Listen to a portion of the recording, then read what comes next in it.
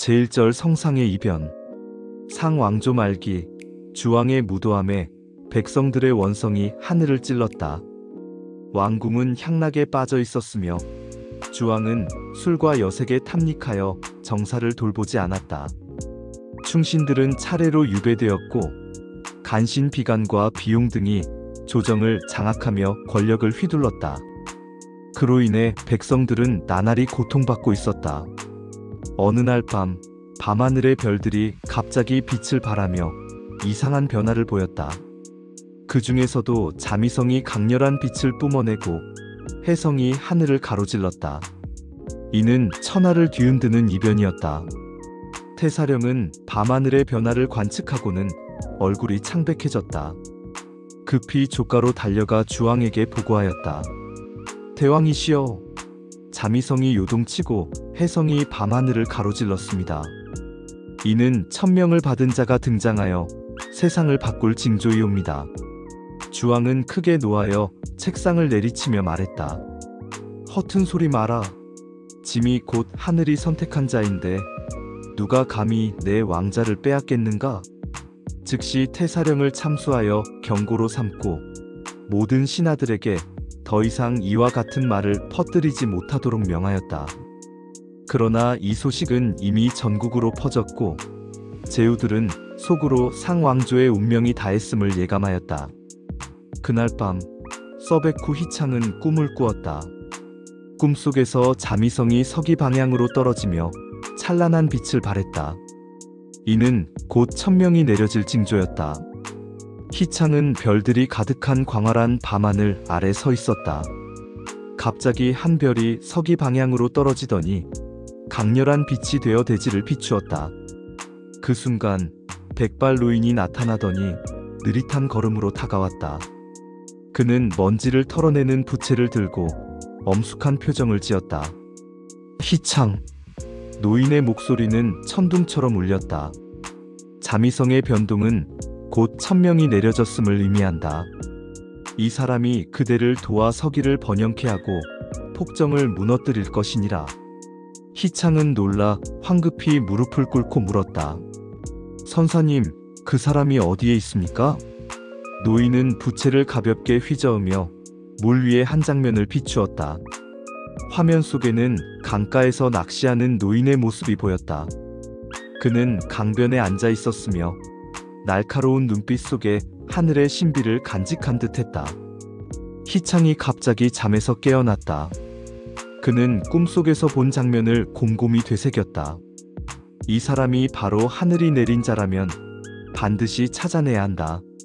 제2절 희창의 예견. 희창은 잠에서 깨어난 후에도 마음이 가라앉지 않았다. 그는 즉시 모사 산이생을 불러 꿈에서 본 내용을 상세히 이야기하였다. 주군, 천명의 징조가 나타났으니 반드시 깊은 의미가 있을 것입니다.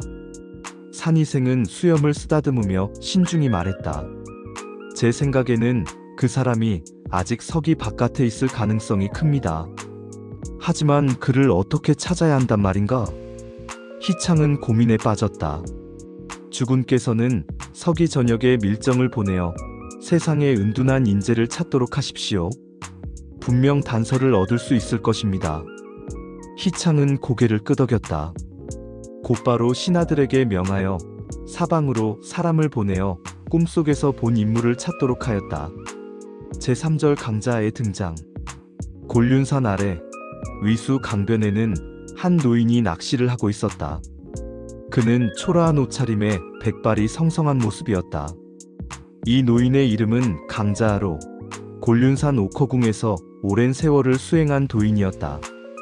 그는 젊은 시절 돌을 닦았으나 완전한 깨달음을 얻지 못하였다.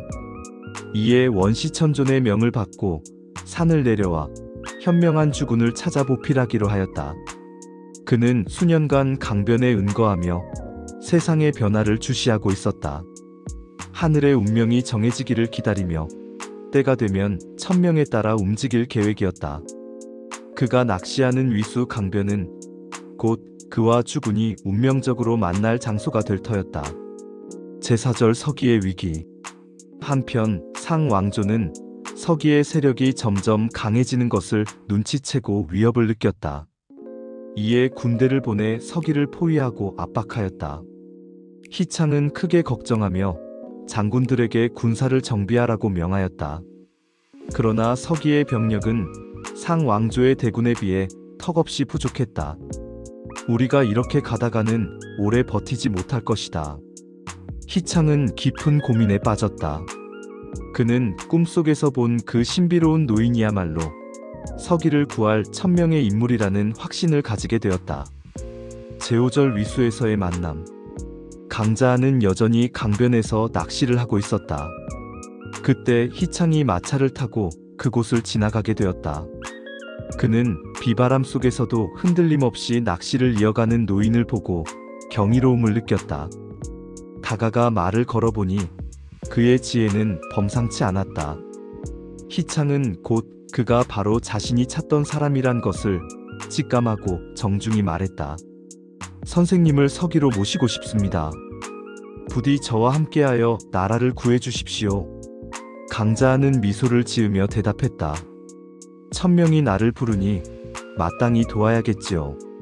그리하여 천명장성이 드디어 모습을 드러내었고 서기의 운명이 변하기 시작했다. 제6절 처음 드러나는 날카로움. 강자가 서기에 입성하자 희창은 연회를 열어 환대하며 그에게 상왕조의 군대를 상대할 계책을 물었다. 이에 강자는 미소를 지으며 답했다. 상군은 강하지만 교만하여 적을 가볍게 여기는 습성이 있습니다. 지략을 활용하면 충분히 무너뜨릴 수 있습니다. 연회가 끝난 후 강자는 서기의 군사방비를 직접 살펴보겠다고 제안하였다. 그는 산이생과 함께 군영을 시찰하며 병사들의 상태를 점검했다. 하지만 그는 곧 병사들의 훈련이 소홀하고 사기가 저하되어 있는 것을 발견했다. 이에 강자는 희창에게 말했다. 상군에 맞서 싸우려면 가장 먼저 해야 할 일은 군기를 바로잡는 것입니다. 다음 날 강자는 훈련장을 설치하고 직접 병사들의 전투력을 시험했다. 용맹한 전사를 불러내어 대련을 시켜보았으나 서기 병사들은 실전 경험이 부족했고 전투력은 상왕조의 정예군과 비교할 수 없을 정도로 뒤떨어져 있었다. 이에 강자는 즉시 훈련 계획을 수립하고 군율을 강화하며 병사들의 실전 능력을 끌어올리는 데 집중했다. 얼마 지나지 않아 상왕조의 선봉대 3,000명이 서기를 공격해왔다. 강자는 의병계, 속임수를 이용한 전술을 구사하여 소수의 병력을 이용해 일부러 패배하는 척하며 도망쳤다. 이를 본 상군은 기세등등하여 서기 깊숙한 협곡까지 추격해 들어갔다. 그러나 상군이 협곡 깊숙이 들어서자 강자는 매복해 있던 병사들에게 신호를 보냈다. 갑자기 사방에서 복병이 나타났고 산 위에서 돌과 화살이 쏟아져 내리며 상군은 대혼란에 빠졌다.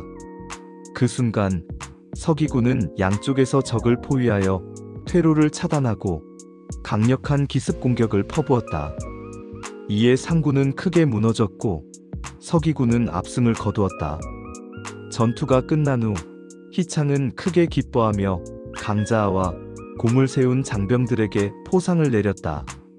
이때를 기회로 강자하는 병력을 확충할 것을 제안하며 새로운 정예군을 양성할 것을 건의했다.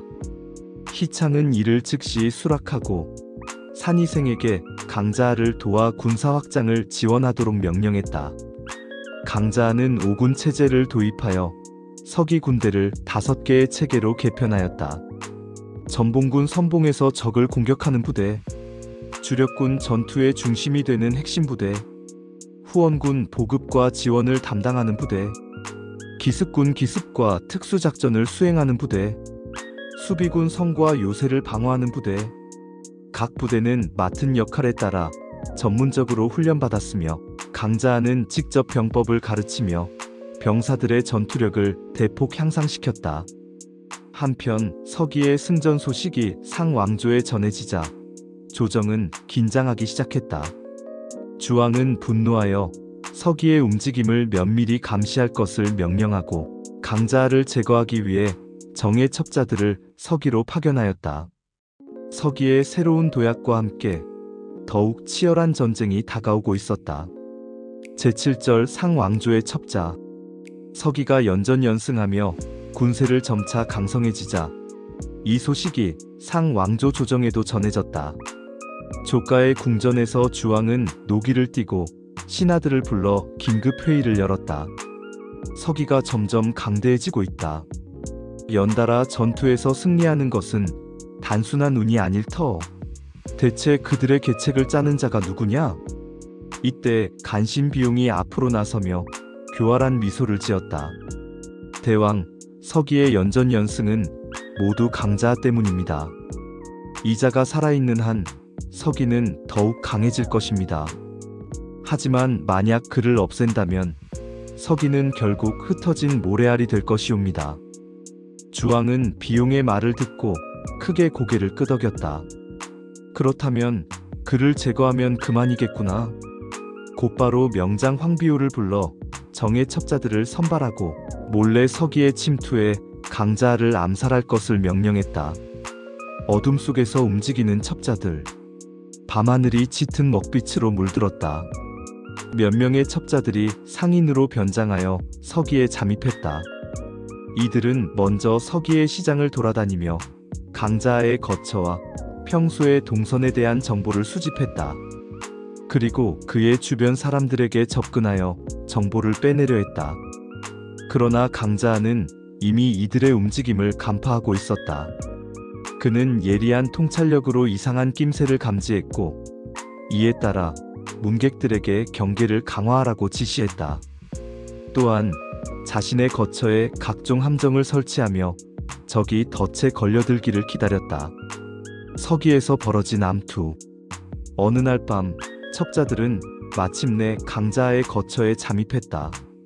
그들은 조심스럽게 벽을 넘어 정원으로 들어섰다. 그러나 이들이 한 걸음 더 나아가는 순간 갑자기 땅이 움푹 꺼지면서 기계장치가 작동했다. 슝! 하늘에서 수십 개의 화살이 날아와 침입자 몇 명이 즉시 목숨을 잃었다. 남은 자들은 당황하며 몸을 피하려 했으나 곧이어 사방에서 서기 병사들이 몰려와 이들을 포위했다. 첩자의 자백과 강자의 계책. 붙잡힌 첩자들은 서기의 대전으로 끌려갔다. 희창은 친히 이들을 신문하며 상왕조의 음모를 밝혀내려 했다. 강자는 첩자들을 바라보며 미소를 지었다. 그들은 우리를 어둠 속에서 공격하려 하지만 우리는 빛 속에서 대응하면 됩니다. 그들의 계략을 역이용하는 것이지요. 그러고는 첩자 중 한 명을 일부러 놓아주어 그를 통해 거짓 정보를 주왕에게 전달하도록 하였다. 강자가 암살 시도 중 부상을 입었으며 서기의 군심이 동요하고 있다. 주왕은 이 소식을 듣고 크게 기뻐했다. 지금이야말로 서기를 공격할 기회다. 당장 군사를 보내어 야습하라. 서기의 역습? 그러나 이 모든 것은 강자의 계략이었다. 주왕의 군대가 야음을 틈타 서기를 급습하려 하자 강자는 미리 복병을 배치해 두었다. 상군이 서기의 협곡으로 들어서자 갑자기 사방에서 불빛이 일제히 밝혀졌다. 지금이다. 발사하라. 슝슝슝. 수천 개의 화살이 쏟아져 내려왔고 상군은 순식간에 큰 혼란에 빠졌다. 이어 서기의 군대가 양쪽에서 기습하며 상군을 포위했다. 적군은 완전히 패닉 상태에 빠져 도망치려 했으나 이미 퇴로는 차단된 상황이었다. 결국 상군은 대패하고 겨우 살아남은 병사들만이 황급히 도망쳤다. 전투 후의 변화. 전투가 끝난 후 희창은 크게 기뻐하며 강자의 손을 잡았다. 자, 선생의 지략이야말로 참으로 놀랍도다. 강자는 조용히 미소 지으며 말했다. 주군, 이번 전투에서 우리가 이겼다고 해도 상왕조는 쉽게 물러서지 않을 것입니다. 오히려 더 큰 공격을 준비할 수도 있습니다. 방심해서는 안 됩니다. 희창은 고개를 끄덕이며 즉시 군비를 강화하고 병사들의 훈련을 더욱 엄격하게 시행할 것을 명했다. 이 전투 이후 강자의 명성은 더욱 드높아졌고 서기의 사기는 그 어느 때보다 고조되었다. 그러나 진정한 전쟁은 이제 막 시작된 것이었다. 제8절 매복의 계책 1. 상군의 연이은 패배와 주왕의 분노. 서기와의 전투에서 연이은 패배를 당한 상왕조. 주왕은 노기를 이기지 못하고 다시 한번 조정을 소집했다. 도대체 이 무능한 것들아, 한낱 서기 따위를 상대로 몇 번이나 패배한단 말이냐? 조정이 숨죽이는 가운데 주왕은 마침내 최후의 카드를 꺼내들었다. 문태사를 불러오라. 직접 출정하여 서기를 멸하라. 문태사는 상왕조의 제1명장으로 불리며 수많은 정벌에서 승리를 거둔 자였다. 그의 군대는 정예 중의 정예로 지금까지 서기를 공격했던 선봉대와는 비교도 되지 않는 강한 전력을 자랑했다. 2. 문태사의 전략과 강자의 대응. 문태사는 전장으로 떠나기 전 서기에 대해 철저히 조사했다. 강자라는 자가 책략을 써서 연달아 승리를 거두었다지? 이번에는 그의 전략을 간파한 후 움직이겠다. 문태사는 첩자들을 사방에 보내어 서기의 군사 배치와 강자의 움직임을 면밀히 조사하도록 명령했다. 같은 시각 서기에서는 강자가 긴급 회의를 소집했다. 문태사가 직접 출정한다니 사태가 심상치 않습니다. 이에 모사 산이생이 깊은 한숨을 쉬며 말했다. 문태사는 일반 장수와는 다릅니다. 단순한 매복으로는 그를 상대하기 어렵습니다. 그러나 강자는 미소를 지었다. 강한 적일수록 더 큰 허점이 생기기 마련. 문태사는 용맹하지만 그는 교만한 자이기도 합니다. 이 점을 이용하면 반드시 승리할 수 있습니다. 3. 유인작전, 거짓 먹잇감을 던지다. 강자는 계책을 세웠다. 적을 유인하여 깊숙이 끌어들이자. 그는 소규모 병력을 편성하여 서기의 군량 수송대로 위장시켰다. 이들은 일부러 서기 국경 근처를 천천히 이동하며 적의 첩자들에게 모습을 드러냈다. 잠복해 있던 상군 첩자들은 곧바로 이 정보를 문태사에게 보고했다. 서기의 식량 수송대가 경비도 약한 채로 이동 중입니다. 이를 들은 문태사는 크게 웃었다. 강자도 실수를 하는군. 그들의 군량을 빼앗는다면 서기는 저절로 무너질 것이다. 그는 곧바로 기병대를 이끌고 빠르게 추격을 시작했다. 4. 문태사의 함정 속으로. 서기에서 3일을 쫓아온 문태사의 군대는 마침내 강자가 의도한 매복 지점에 도착했다. 이곳은 깊은 협곡이 있는 좁은 길이었고 문태사의 대군은 아무런 경계 없이 이를 따라 진군했다. 강자는 이때를 기다렸다가 갑자기 깃발을 흔들며 명령했다. 불을 밝혀라. 갑자기 사방에서 화염이 타오르며 매복 병력들이 모습을 드러냈다. 화공이다. 서기의 군사들이 사방에서 불화살을 쏘아대며 상군이 지나온 길목에도 불길이 번졌다. 이에 문태사는 급히 후퇴 명령을 내렸지만 이미 강자의 부대가 후방까지 포위한 상태였다. 그때 화살 준비, 쏴라! 라는 명령과 함께 하늘에서 화살비가 쏟아졌다. 슝슝슝! 화살이 빗발치듯 쏟아지며 상군은 순식간에 큰 피해를 입었다. 상군의 패퇴와 문태사의 후퇴. 문태사는 당황하여 급히 철수를 시도했다. 그러나 강자는 이미 퇴로를 차단해둔 상태였다. 이제 끝났다. 서기의 군대는 양쪽에서 협공을 퍼부으며 상군을 점점 좁혀왔다. 그 순간 상군의 장수 장규가 용맹하게 돌격하며 길을 열었다. 태사님, 길을 엽니다. 어서 빠져나가십시오. 문태사는 결국 생존 병력 일부를 이끌고 간신히 탈출할 수 있었다. 6. 대승과 향후 대비. 전투가 끝난 후 희창은 대승을 거둔 서기군을 직접 맞이했다. 자하 선생, 이번 전투에서의 승리는 그대의 공이오? 강자하는 고개를 숙이며 말했다. 하지만 주군, 상 왕조는 이 패배를 쉽게 잊지 않을 것입니다. 조만간 더 큰 전투가 다가올 것입니다. 이에 희창도 경계를 늦추지 않았다. 그는 즉시 명령을 내려 군비를 확충하고 병사들의 훈련을 더욱 강화하도록 했다. 7. 다가오는 폭풍의 전조. 이번 전투에서의 대승으로 서기의 명성은 더욱 높아졌다. 백성들은 환호하며 축하했으나 강자는 홀로 책상 앞에 앉아 깊은 생각에 잠겼다. 이것은 단순한 전초전일 뿐, 진정한 전쟁은 이제부터 시작된다. 그의 눈빛 속에는 멀리 다가오는 거대한 폭풍의 조짐이 비치고 있었다. 제구절 서기대군의 정비. 1. 승리 이후의 대비. 서기는 상 왕조와의 전투에서 승리를 거두었지만 강자는 이것이 단지 시작에 불과하다는 사실을 잘 알고 있었다.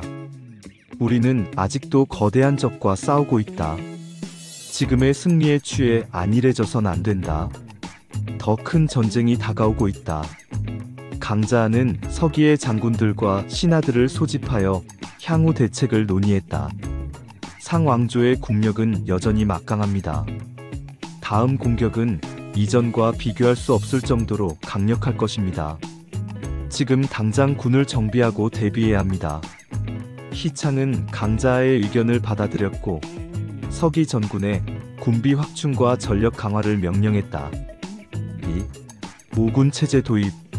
강자는 기존의 서기 군대를 보다 체계적으로 개편할 것을 제안했다. 그는 전투력의 극대화를 위해 모군 체제를 도입하였다. 선봉군 기동성이 뛰어난 정예기병으로 구성하여 탐색과 기습을 담당한다.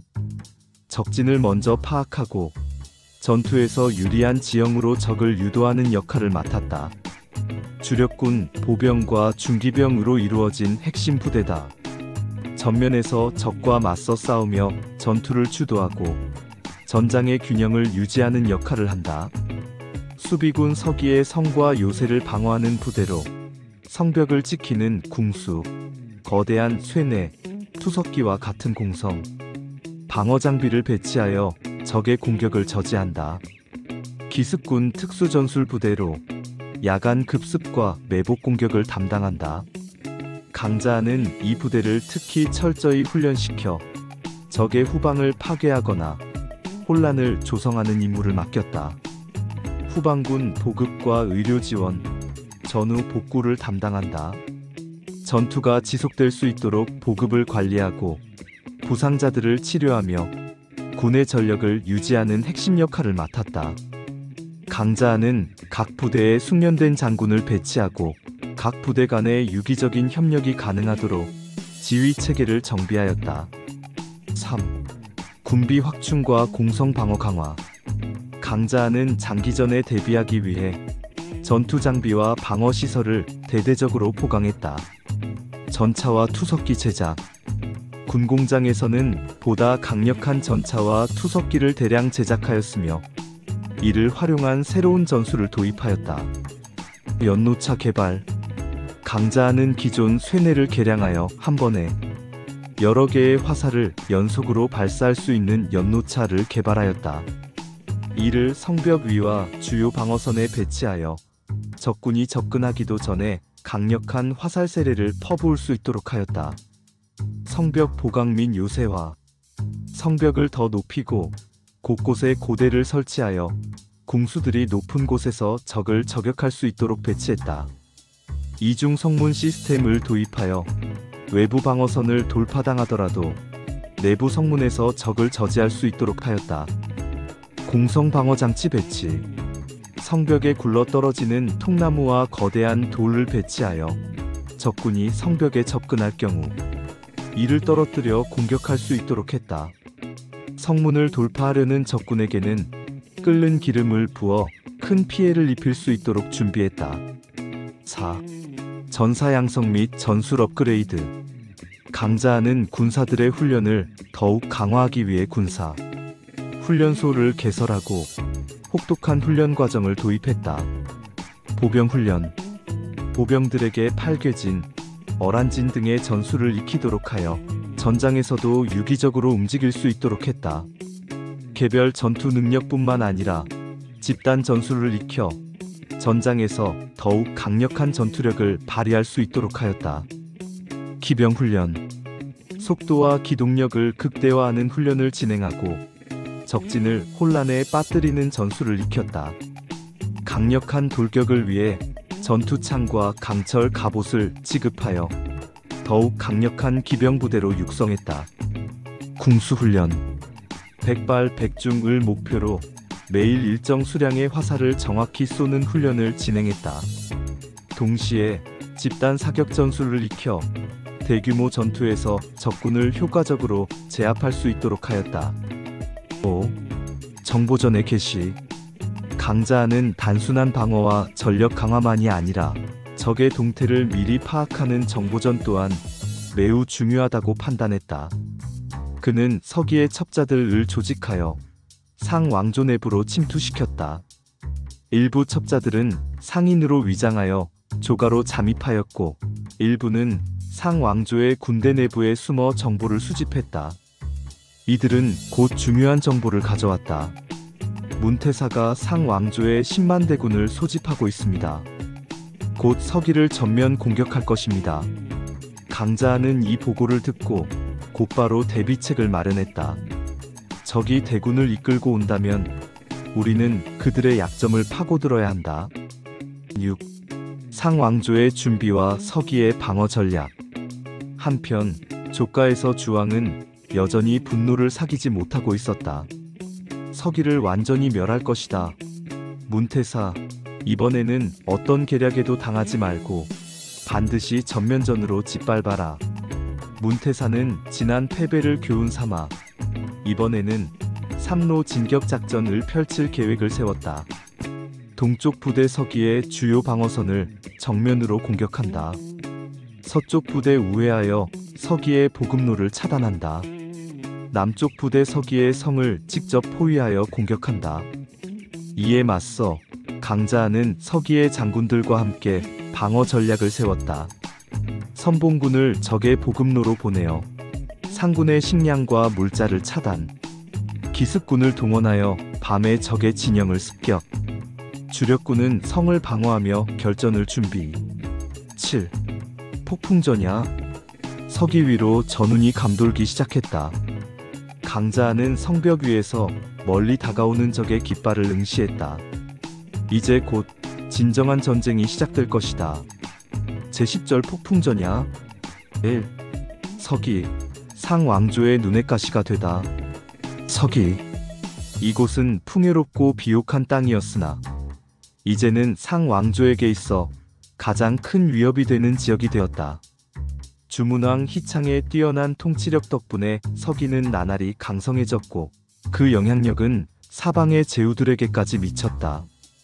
특히 상왕조의 명장이었던 황비호가 서기로 귀순한 이후 서기의 군세는 더욱 강대해졌다.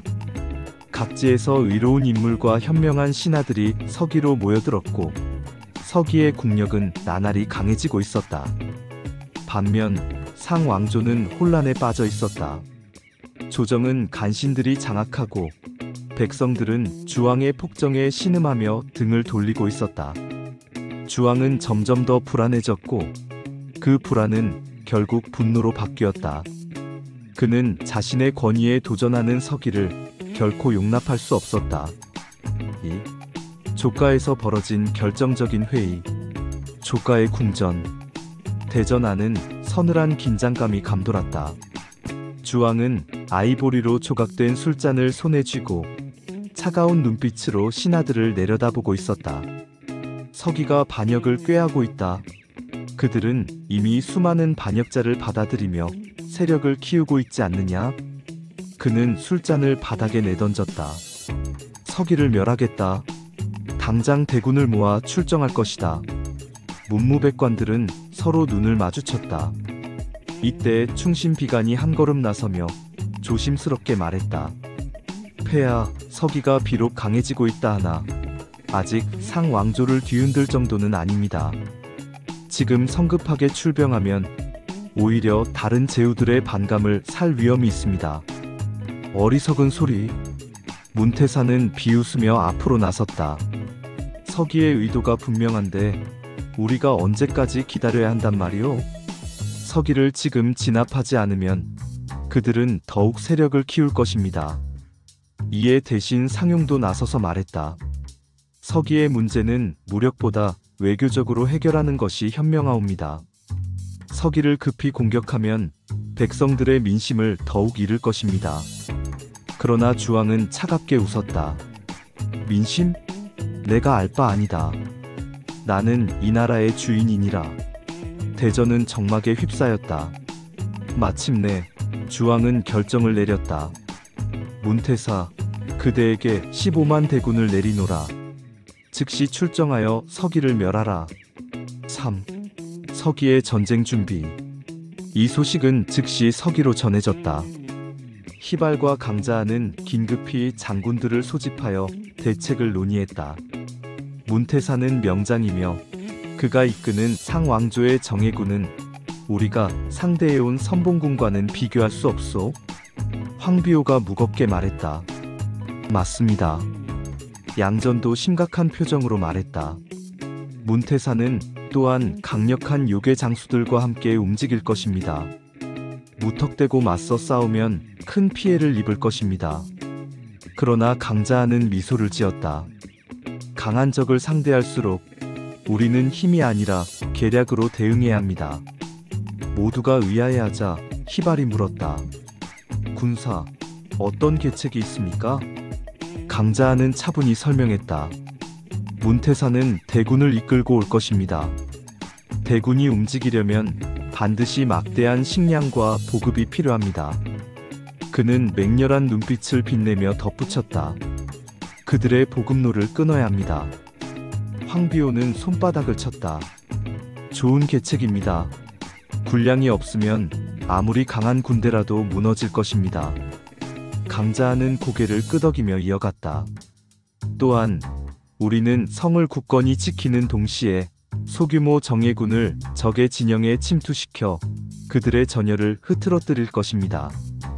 이 말을 듣자 어린 장수 나찰이 앞으로 나섰다.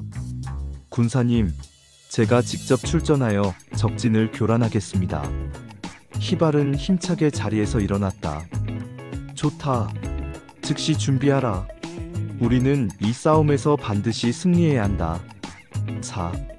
폭풍전야. 전쟁의 기운이 감돌다. 서기 전역이 빠르게 전쟁 태세로 돌입했다. 성벽은 더욱 높아졌고 방어시설이 추가되었다. 군사들은 매일 혹독한 훈련을 받으며 결전을 준비했다. 백성들조차 직접 화살과 창을 제작하며 서기의 수호를 위해 나섰다. 성 안에서는 북소리가 울려 퍼지며 사람들의 사기가 하늘을 찔렀다. 한편 상왕조의 대군은 서기 국경에 점점 가까워지고 있었다. 15만 대군. 하늘을 덮을 듯한 깃발, 은빛 갑옷을 두른 정예 병사들, 먼지를 일으키며 전진하는 전차들. 그들은 거대한 검은 용처럼 서기를 향해 나아가고 있었다. 결전의 시작. 강자하는 조용히 성벽 위에 서서 멀리 다가오는 적군을 바라보았다. 이 전투는 서기의 운명을 결정짓는 전투가 될 것이다. 그의 눈빛은 흔들림이 없었다. 운명을 건 싸움. 이제부터 시작이다. 이제 전쟁이 시작된다.